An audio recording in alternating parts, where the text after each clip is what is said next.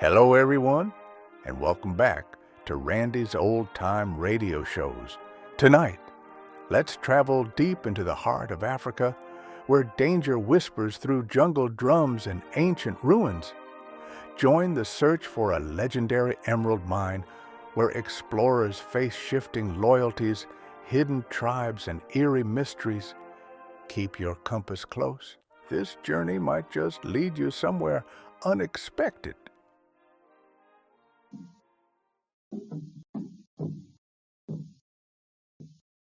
The booming of message drums brings Africa to you.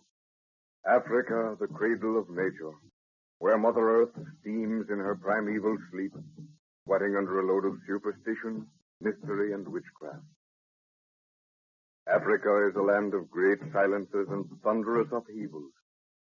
A land where anything can happen. Listen.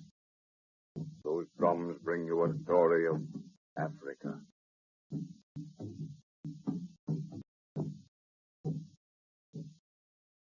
Professor Anton Edwards, while heading a little scientific expedition into French Equatorial Africa, comes into possession of a mummified head that talks. He believes it to speak the language of the lost Atlanteans and will guide them to where a remnant of that race may be found. With the professor are his daughter Lorna, Jack Martin, his assistant, and Nguru, huge native prince. Lorna was found wandering in a trance, and in effecting her rescue, a sacred snake was killed. The snake worshippers gathered to avenge the killing of one of their gods, but the party hastily broke camp and marched. Now, believing they have thrown off pursuit, they decide to camp again. This open space looks all right, Jack. What do you think? Couldn't be better, sir. But I don't see why we turned off due west for the last 10 miles. Should have been plenty of water on our original course. Well, never mind that for a moment. I'll explain the move in due time. Ondaleo, Mzego. All right, Unguru. Make panga. Aye, Buana. Are you all right, Lorna? Yes, I'm okay. Is this just another short rest, or have you people decided to call it a day? We camp right here, my dear. Well, thank goodness for that. I thought we were on an endurance hike. It was absolutely necessary, Lorna. You see, those snake worshippers had to be outdistanced. Yes, Jack explained it all to me as we came along. Well, we're in another T's territory now, and I don't think they'll cross into it to follow us. But yesterday you distinctly said that we were going north, and we've been walking west for hours. Oh, so you noticed that, too. You're getting bush-wise, young lady. Well, this is as good a time as any to tell you why we turned off our original course. Here, this basket with the talking head down somewhere, Jack. Careful. I've got it, sir. But here comes its keeper. Shall I turn it over to Nguru? Yes. He knows what to do with it. There you are, Nguru. Treats that thing as if it were a baby. It is a baby to him. None of the other natives will go near it. Here, let's sit down here until the tents are up. Get your diary out, Jack, and make some notes as I go over the day's events. Just a moment. All set, sir. We left camp about 3:30 a.m. and forced marched up the Bakari. It's one of the tributaries of the Shari River and empties into Lake Chad. Then, as you both observed, we turned west and followed the river. You remember just before leaving our last camp that the talking head kept calling? Do I? Every time that thing cackles, I get cold shivers all over. Yes, I remember, sir. You sent me off to see that Lorna was all right. Yes. Well, with the aid of my notebook on the language of Atlantis, I was able to follow some new directions the head was giving. But that isn't all. As far as I was able to decipher it, the head spoke of a small carved snuff box, the property of a witch doctor. The carvings on this box will open the remainder of the country to us like a book. Yes, I've heard of these carvings that work wonders with the chiefs. They're usually in the form of a stick, aren't they? Yes, they are. Where did you say you would find this snuff box? Well, that's the funny part of it. I didn't really expect to find the place at all.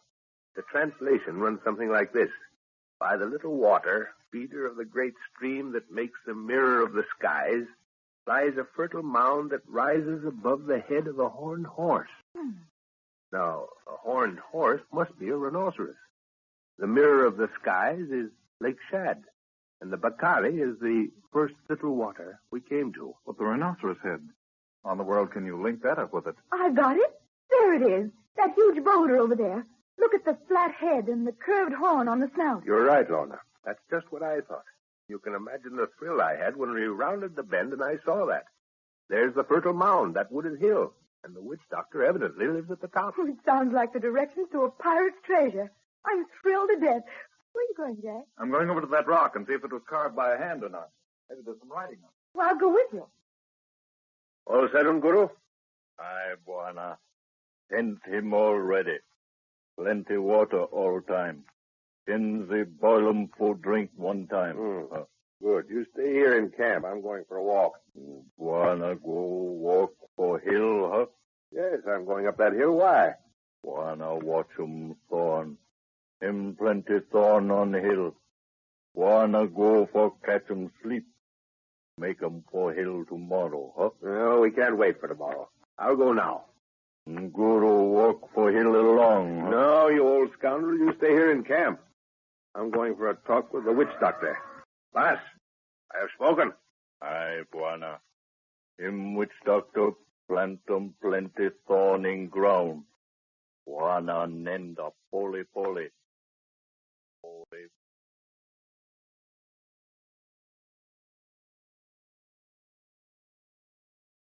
Washed away by wind and rain, huh? Too rough even for native sculpture. It's a funny kind of rock. It's pink. Must be beautiful when the sun shines on it. I guess the sun only hits it directly first thing in the morning. It's a kind of volcanic rock. Must have been here for thousands of years. Believe me, I'll be up early in the morning to see it. It must look marvelous in a sunrise. It does, Lorna. Oh, hello, sir. This thing is perfectly natural as far as I can see. Yes, appears to be. Isn't it a pretty color, Father? Yes. There's a city in Arabia that's built of the same stone.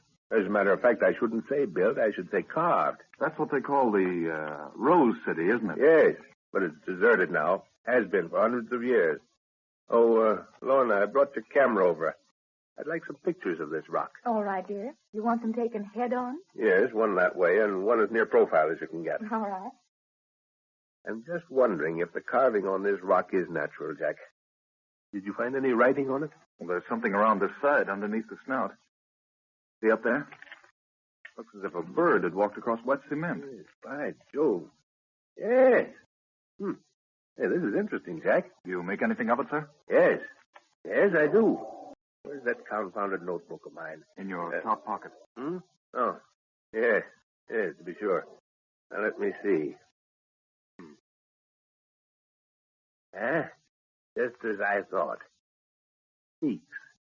Yes, that's right. Speaks. Write this down as I translate it, will you? Yes, sir. To him who seeks the key. There's a period there, Jack. Right. The horned horse hath no eyes, yet he runs, or proceeds. Proceeds straight and swift to his ending. No, to his destination. Another period. Yes? The way, the way is open. Read that over, please. To him who seeks, the horned horse hath no eyes, yet he proceeds straight and swiftly to his destination. The way is open. Yes, that's it. Now, what more proof would you want, Jack? What were you two staring up at just now? Your father just deciphered some carvings. There they are up there. What does it mean, sir? Well, the part that says, horned horse hath no eyes, plain. The rhinoceros is very short-sighted, yet he runs straight to his destination. That means he has a very finely developed sense of smell. He relies on his nose. The way is open, so we follow the rhino's nose, see? It points to the top of that hill. Precisely. Did you get the pictures, Laura? Yes, I put the camera back in the store box. Good. Well, children, you feel too worn out for an adventure, eh? What do you mean you're going after that snuff box now, up that hill? Yes. Well, I should say I'm not tired. I'll admit I was until you told me about the little box, but I couldn't rest now until I've seen it. And you, Jack? All set, sir. Whatever you say. You were traveling all day yesterday, and you had no sleep last night. I won't blame you in the least if you stay behind, my boy. Not at all, Professor. If there's anything to be learned, I want to be there. I've only met one witch doctor. Are they all as decrepit as that one? No, Jack, they're not all old. But let's start out now. We still have an hour's daylight. No, some of these witch doctors are quite young fellows and well informed. Those are the dangerous ones, usually. They've learned quite a few of the white man's vices and surprisingly little of his virtues. Well, how could they come in contact with white people in such remote parts, Father? The old witch doctor sends his protege down, or up country, as the case may be, to learn all about the white man's magic. The young man usually lands among the worst of our type, and combining that knowledge with what the witch doctor teaches him, it mostly makes a bad combination. Are they easy to deal with? Mostly, yes.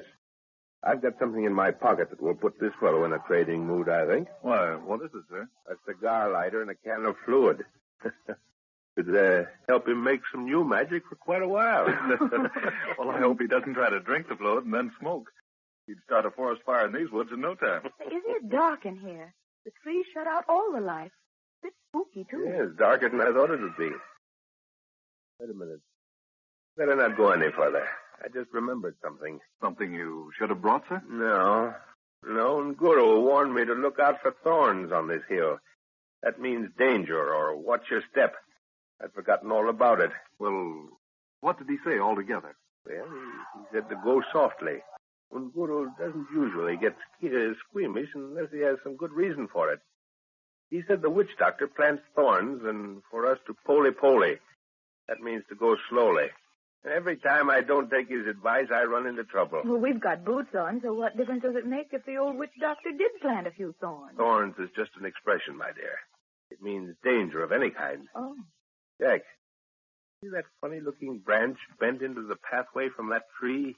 You mean straight ahead? Yes. I don't like the looks of it somehow. I'm going to throw a stone at its base, and if it's a trap, the impact will spring it. But why should there be a trap on the path? Well, that's just what I want to find out. If it is as I suspect, then we're in the Juju Grove, which is sacred ground.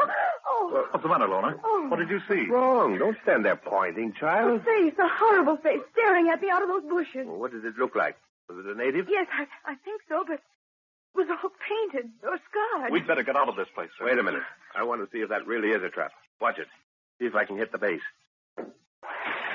Great Scott, murderous invention. If anybody had touched the thing, it'd have been speared a dozen times. Yes.